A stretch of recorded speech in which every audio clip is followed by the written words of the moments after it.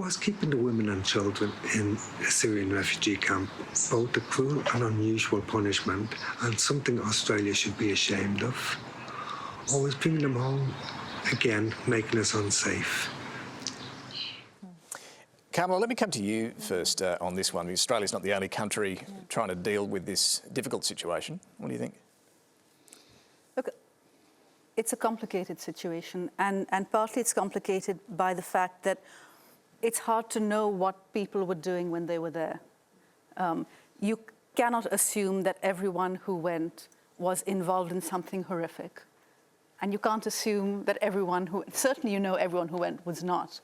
And it's very hard without the information gathering, but there is something quite horrendous about this idea of we will make people stateless, or we will abrogate our responsibility to our citizens and say, just stay in that hellhole so no one has to deal with you. Every nation has to have a way of dealing with its criminals. It is a criminal act. The going in for most places has been a criminal act. There has to be a way of dealing with it. There has to be a way of looking at individual cases and deciding, are you still a threat? Are you not? In the case of children, it is disgraceful that there are children who are born and have lived years now, Australian citizens or British citizens or whatever they are, that their governments have said, you just stay in the hellhole. You are a child of this nation, but you're not really. And we'd actually be more comfortable just taking your citizenship away and saying, we have nothing to do with you. You've got to take responsibility. We'll come back to the politicians on this, but Joe Siracusa, I'm interested in your take on this as well, because the US too has been dealing with this. Right. Look, I have a very large view of human nature. If these people, the adults, abjure the violent lifestyle and the people that brought them over there, and they want to return to Australia, we should have a big enough heart to take them back. I mean, Australia actually started as a penal colony, as I recall, and everybody had a second chance, so they deserve a second chance too. But this idea of offering an amnesty to people who were trying to kill yesterday, you know, I grew up with the Vietnam War and the Civil War and all that. You have to provide an amnesty and give them a chance to become useful citizens. But this idea of turning people stateless, it's not only inhumane, it actually says more about us than them. It tells us, the world, what kind of people we are, and I don't think Australians are like that at all. Dan Tehan, the coalition in government repatriated a group of the children of ISIS fighters, including one who was 17, another who was 18, so technically an adult. Why was it okay for you to do it when now you're arguing Labor shouldn't be? Well, David, they were orphans who were repatriated, and as I understand it, were repatriated based on the national security advice that we were given at the time. And so we were very firmly were able to say that this was about making sure first that Australians are kept safe, which is the #1 priority of any government, is to keep your citizens safe.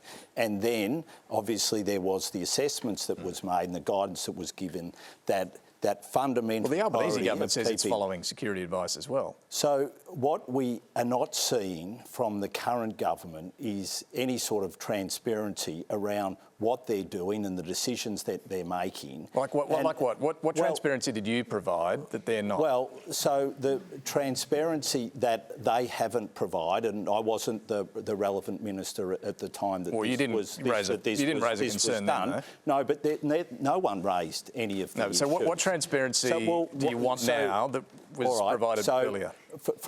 To start with, the first we heard about any of this was on the front page of a major Australian newspaper. So that was the first instance that anyone heard about it. And then the next, we heard that they would be settled in Western Sydney and settled amongst the refugees who had fled from ISIS to seek refuge here. So where did the kids you brought back go? Well, that is something that obviously I don't know, and I'm not going to disclose. Don't you want the transparency around that? No, but David, I mean, the transparency amongst orphans coming back versus women who went to Syria knowing that it was illegal to do so, that they broke the law doing what they did. We had put national security laws in place on a bipartisan basis, which said these were declared areas, and if you went there, you were breaking the law, and not only that, there would be dire consequences in doing it. And Ali, let me just get a response from you on those points. You see, Dan and I had a pact before we came on here that we wouldn't interrupt each other. Okay, so a number of things. Where do I begin? will stick to that pact, Dan. Oh, we just didn't. Where do I begin? Okay, so first of all, yes, David, you're absolutely right in pointing out that when the opposition was in government, they did bring back orphans and a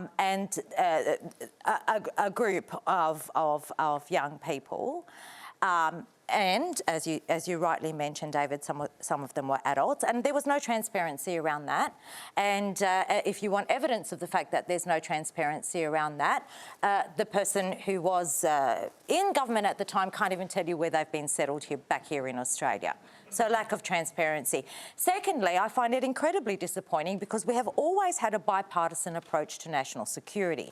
And so Dan would know very well that we take national security very seriously and that we would not have brought anyone back who had not been security cleared, and that all of this has been done in very close consultation with the national security agencies. Thirdly, yes, we do have a responsibility because every other country has taken back or is grappling with this issue and at least has done something and taken them back. Taken back this Most of them have. Most Western countries have. Fourthly, I want to really address this point about this trope about the ISIS brides. Because, Dan, if you ever met or heard the story of how some of them got there, they did not go willingly. Many were children when they went there, 15, 16-year-olds. Many went there because they were duped into going there. But regardless of how they got there or where they went there, if they are currently being assessed by our national security agencies as not being a threat, then they should be allowed back, number one, with facing all of the consequences that they will be facing for breaking the law as they have. But let me tell you something about radicalisation. It doesn't happen in a vacuum. It happens in an environment which is conducive to radicalisation. You leave them there, they will become radicalised, and the next theatre of jihad, they will be the fighters on the front line for the next theatre of jihad and be more of a security risk. And Ali, let me just come back though to the concern that's not just from the opposition, but some of the community leaders in Western Sydney, and particularly communities that fled ISIS in Syria. How much consultation was there with them? Because they are pretty upset. Look, I absolutely understand that they're upset, but you know, a lot of that is very much because, you know, no doubt, no question, I don't think anybody ever is arguing that ISIS was a brutal and disgusting regime, and what happened to the Yazidi people and to the minorities in Iraq and Syria is absolutely heartbreaking, and we are happy to have those people resettled here in Australia. Absolutely, yes. But you all didn't consult either, Dan. No, but do they deserve some assurance or comfort that there is monitoring going on? And there is monitoring going on. They do deserve that, and there is monitoring going on. We have some of the best security agencies in the world. We do. And they are not going to compromise the safety and the security of the Australian people. And I think that's really important to talk positively about our agencies. I know you believe and you have faith in our AFP and all our security agencies, Dan.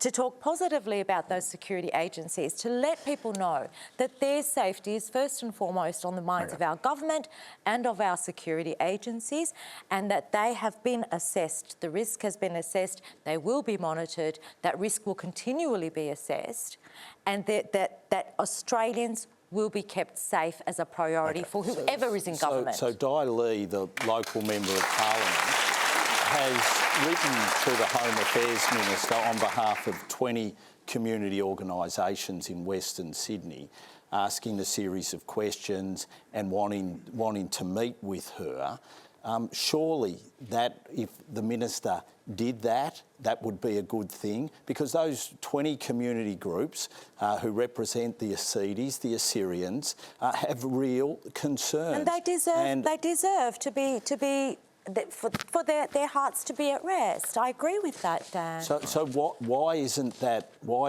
occurring? I don't know if that's not occurring. Well, that's I something mean, that I've not been privy to. Well, it's not occurring. They've written a letter asking for it to occur. I want to move on. Just very letter? quickly, do you agree it'd be a good idea, Minister, to meet with the communities?